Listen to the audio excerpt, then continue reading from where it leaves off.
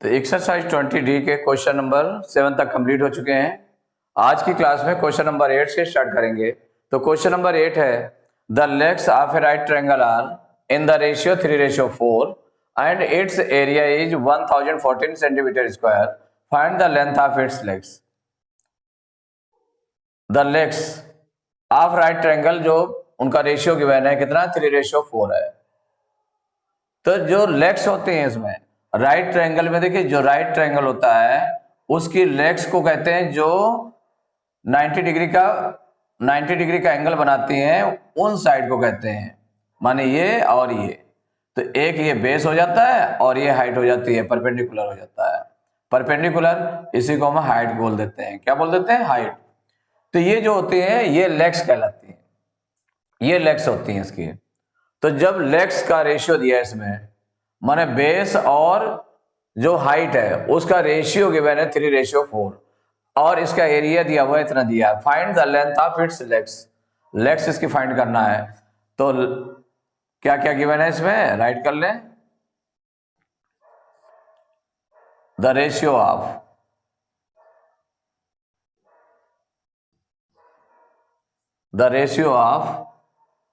Legs of right triangle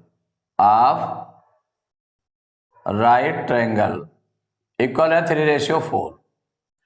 इसका मतलब है कि जब लेग्स दी हुई है, लेग्स का रेशियो दिया है, तो वो एक बेस हो गया और एक हो गई हाइट हो गई यहां पर। तो यहां पर और इसमें एरिया ऑफ राइट ट्रायंगल क्या गिवन है, area of right triangle equal दिया है 1014 centimetre square.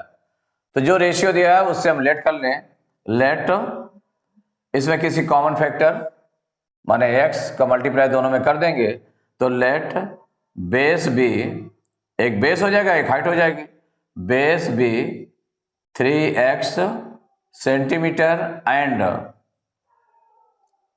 Height be 4x centimetre. माने ये हो गया, आपने लेट कर लिया, एक 3x सेंटीमीटर लेट कर लिया और एक 4x सेंटीमीटर लेट कर लिया हाइट को। तो एरिया ऑफ राइट ट्रायंगल, तो जब बेस और हाइट मिल गए तो इक्वल टू क्या फार्मूला लगेगा, half into base into height equal हो जाएगा हाफ इंटू बेस। बेस यहां पर कितना है, 3x है और हाइट है 4x। मल्टीप्लाई कर लेते हैं तो 3 4, देखिए 2 से कैंसिल हो जाएगा तो 2 1 जा 2 और ये 2 2 जा 4 हो जाएगा। तो 3 2 जा 6 माने 3x इंटू 2x आ गया। ये आपका हो गया 3x इंटू 2x। तो 3 2 जा 6 x और x का मल्टीप्लाई x स्क्वायर हो जाएगा। इतना आ गया। एरिया ऑफ राइट ट्रायंगल आ गया 6x स्क्वायर। तो जो आपने लेट किया था उसके अकॉर्डिंग 6x स्क्वायर आ गया। और एरिया ऑफ राइट ट्रायंगल क्या गिवन है, 1014। इसका मतलब ये उसके इक्वल हो जाएगा। तो नाउ जो 6x स्क्वायर है ये किसके इक्वल हो जाएगा, 1014 सेंटीमीटर स्क्वायर के इक्वल हो जाएगा। तो x स्क्वायर इक्वल टू 1014 और इसको ट्रांसपोज करेंगे 6 को तो ये डिवाइड में चला जाएगा। अब देखिए ये कैंसिल होता है क्या, तो 6 से डिवाइड हो जाएगा, 6 1 जा 6 और ये 6 1 जा 6, 10 में 6 माइनस करेंगे 4 आएगा, 1 उतारेंगे 41 हो जाएगा। 6 6 जा 36, 41 में 36 माइनस करेंगे 5 आएगा, 4 उतारेंगे 54 हो जाएगा। 6 9 जा 54। तो x स्क्वायर इक्वल टू हो गया 169। देखिए x स्क्वायर से x की वैल्यू हमें निकालनी है, यहां पर x की वैल्यू निकालनी है। तो क्या हो जाएगा, इसका स्क्वायर रूट हो जाएगा, या हम इसको स्क्वायर के फॉर्म में लिख सकते हैं क्या कि ये किस नंबर का स्क्वायर है, वैसे भी निकाल लेते हैं। जब इजी नंबर हो तो ऐसे कर लेते हैं। तो x स्क्वायर इक्वल टू हो गया, ये 169 किसका स्क्वायर है, 13 का स्क्वायर है। किसका, 13 का स्क्वायर है। तो देखिए स्क्वायर स्क्वायर दोनों कैंसिल हो गए आपके। तो x इक्वल टू कितना आ गया, 13 आ गया। x इक्वल टू आ गया 13। तो जब x की वैल्यू आपकी निकल आई, तो हमें निकालना क्या है, इट्स लेग्स। तो लेग्स में कौन कौन सी है, बेस और हाइट है। तो बेस आपने क्या लेट किया, तो बेस इक्वल ये लेट किया आपने 3x, इसमें वैल्यू रख दें। तो 3 इंटू x की वैल्यू निकली 13, तो 3 इंटू 13 इक्वल हो जाएगा 39 सेंटीमीटर, और हाइट आपने लेट की है 4x इक्वल हो जाएगा 4 इंटू एक्स की वैल्यू आई है 13 4 जा 52 सेंटीमीटर। तो ये जो बेस और हाइट है ये इसकी लेग्स है, तो find the length of its legs. तो आंसर में हो जाएगा legs of right triangle, legs of a right triangle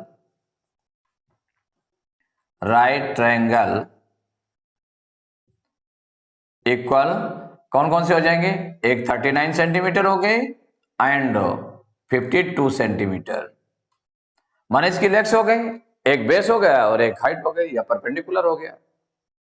यही आंसर हो गया आपका। तो question number 9, one side of a right angle triangular scarf is 80 centimetre and its longest side is 1 metre, find its cost at the rate of ₹250 per metre square.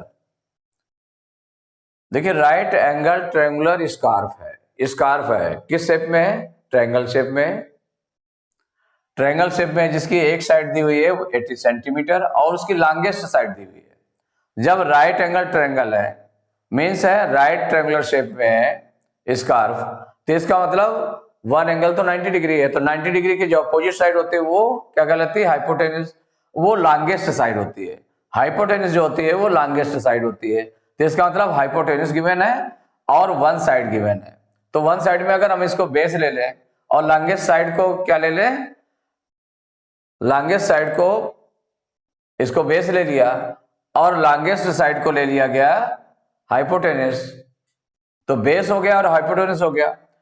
और उसमें जो cast निकालनी है, इसकी कास्ट निकालनी है स्कार्फ की, उसका रेट दिया 250 रुपये पर मीटर स्क्वायर।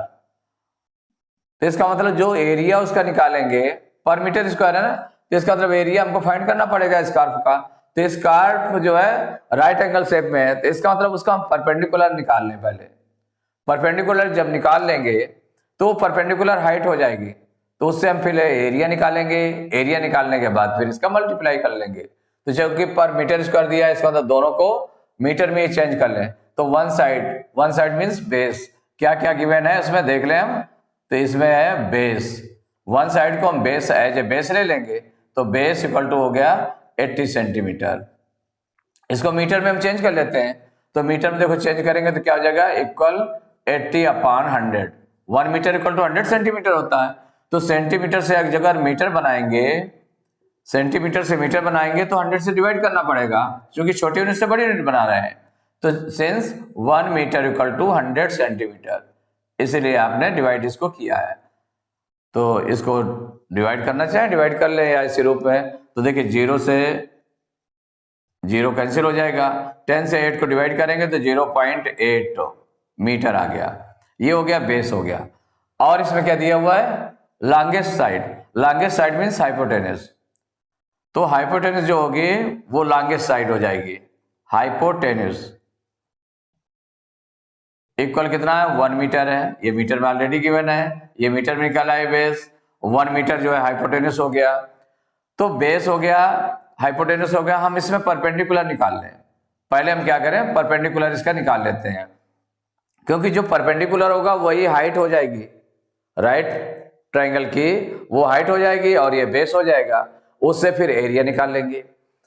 तो यहाँ पर परपेंडिकुलर निकाल लें तो क्या होता है, बाई पाइथागोरस थ्योरम का यूज करना पड़ेगा।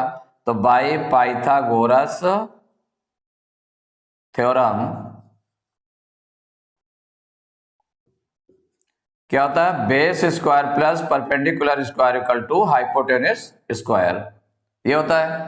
तो अभी यहां पर बेस आपका 0.8,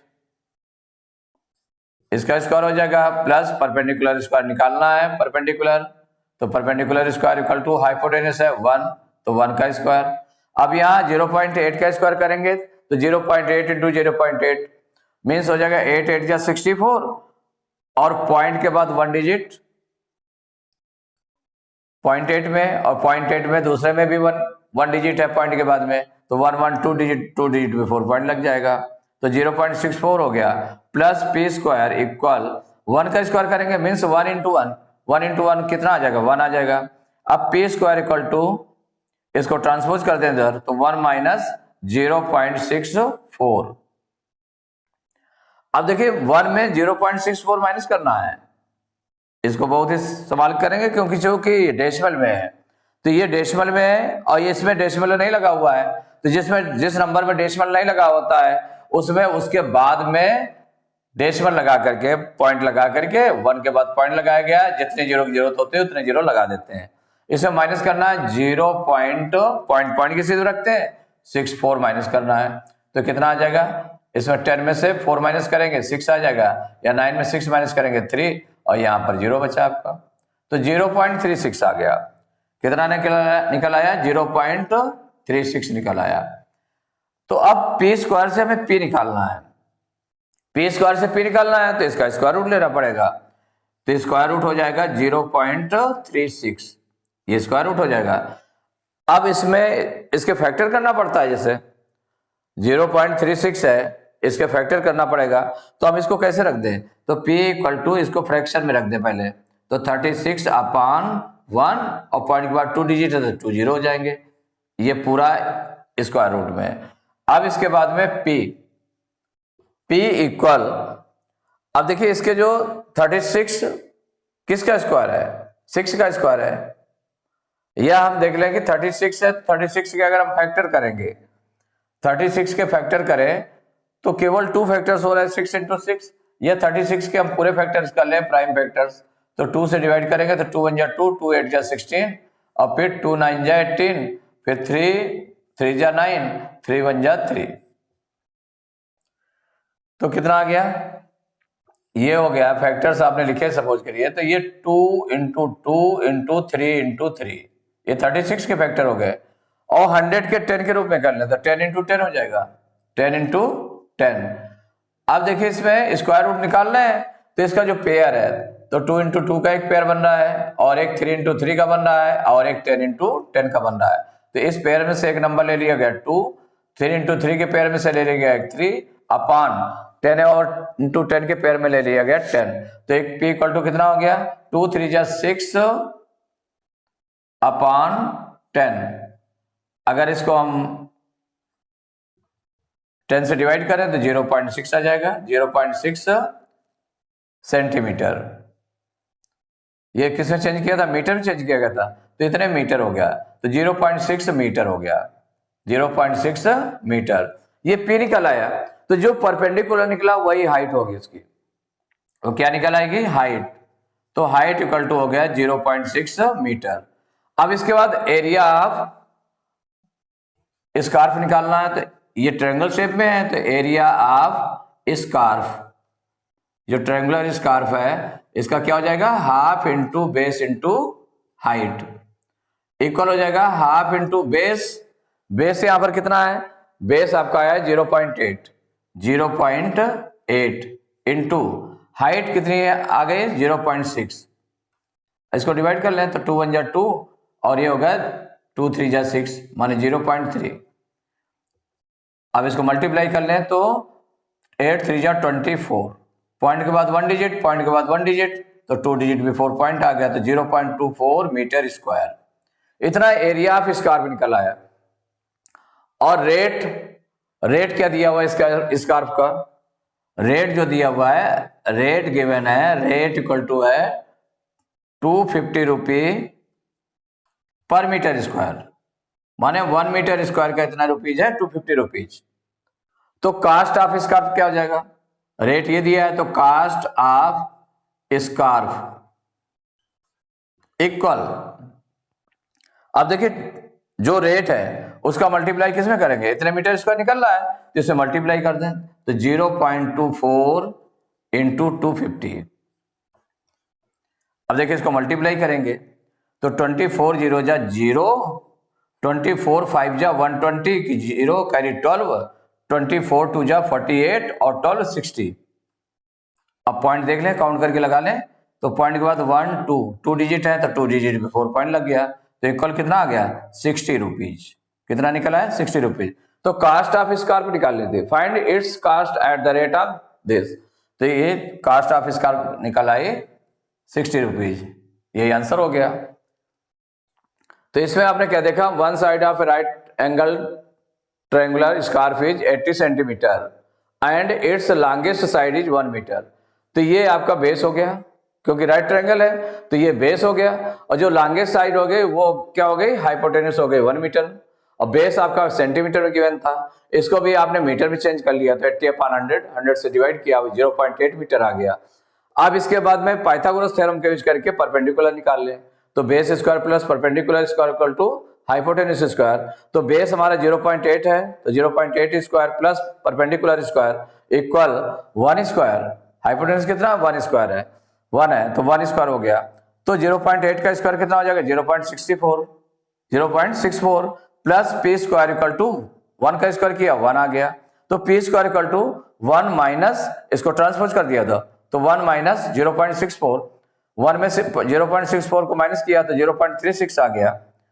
अब पी स्क्वायर से हमें पी की वैल्यू निकालनी है, तो पी इक्वल टू क्या हो जाएगा, स्क्वायर रूट 0.36। तो यहां पर पी इक्वल टू हो जाएगा, इसको फ्रैक्शन में चेंज करना है तो 36/100 हो गया। अब 36/100 ये किसका स्क्वायर है, 6 का स्क्वायर है, और किसका स्क्वायर है, 10 का स्क्वायर है। तो इसका मतलब हो गया ये 6/10 आ गया, या इसके हमने फैक्टर कर लिए, फैक्टर किए तो 2 × 2 × 3 × 3 ये 36 के आ गए, और 100 के क्या आ गए, 10 × 10 आ गया।